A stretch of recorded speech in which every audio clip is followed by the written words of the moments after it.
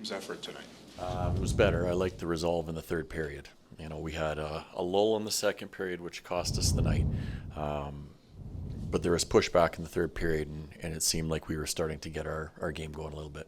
I get that this is a results-based business, but it's also a process for you guys that you're trying to, put something together over 82 games. Does it feel like this was a step in the right direction? Yep. There was the start of the game for us was good. We did a lot of good things in the first period. There was a portion of the second was good until the lull I mentioned earlier, and the third period was more of our team showing a little bit of swagger. It's not easy when you're going through these stretches of games, but the only way to get out of it is together. And I thought in the third period we did a much better job of that. How do you prevent those lulls from happening, or how do you prevent them? Yeah, it's sticking with it. I mean, that's the biggest thing, that when there is a shift in momentum, which happens in every game, it's bound to happen no matter what time it is. You have to dig in and find a different level to make sure you shift it back so you don't let it last for very long. And that's the biggest thing. So you need someone or a line or a pair to step up and say, that's enough. We got to get the momentum back on our side, and we have to get to that sooner than later for sure. And you experienced all the emotions that come with getting to play your first NHL game a long time ago. Can you just assess what you saw out of Connor Zary? I thought Connor was excellent tonight. He played with confidence, he played with courage, and he was one of our better forwards tonight for sure. Seeing Connor out late in the game a sign that the coach likes what he's done for the first 59 minutes of the game? Well, he had impact tonight. When he was on the ice, there was impact. I mean, there was a few things on the defensive side of the puck that you can work with him on. But I thought when he was on the ice, he skated. He wanted the puck and he made plays when he had it, and he didn't do it in a risky or unreliable way. So I thought for his first night, he had a very good night. What were your impressions of Coronado at center? It was a bit of a struggle for him in that line tonight.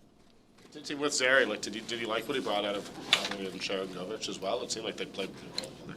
They did. I liked the line. There was a little bit of, Naz was skating tonight too. You look at the stats, and I think he ends up in -2 if I'm not mistaken. But he was competitive tonight, where he wanted a different result. You can see that, and I thought his line mates helped him for sure in that regard. I liked that line.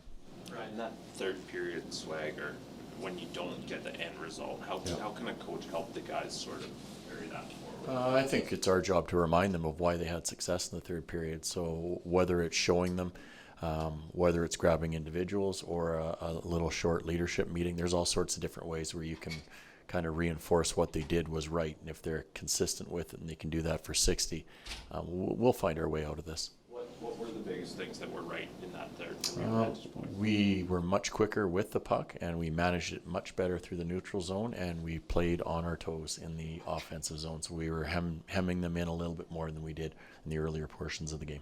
You always hear that you don't want to allow a goal late in the period, but was that goal at the end of the first? You guys had played pretty well. You were up. Was that a gut punch? That's a tough one to give up, and it's a little bit of an unfortunate kind of read. I think a lot of those plays go to the goalie, and normally times power plays change and they trust their goalie, but that one stopped before the trapezoid, so Markey couldn't touch it. So you don't like seeing that one go in for sure. So you have to find a way to make sure that doesn't happen. Is that communication, coach, coming off of the line change? That someone's got to pick up that guy coming into the zone? I think it's more of just assuming that the puck was going to get to Markey. So in that situation, guys are changing, and they think they're fine to do that, but the puck didn't make it all the way there, so you can't change at that time.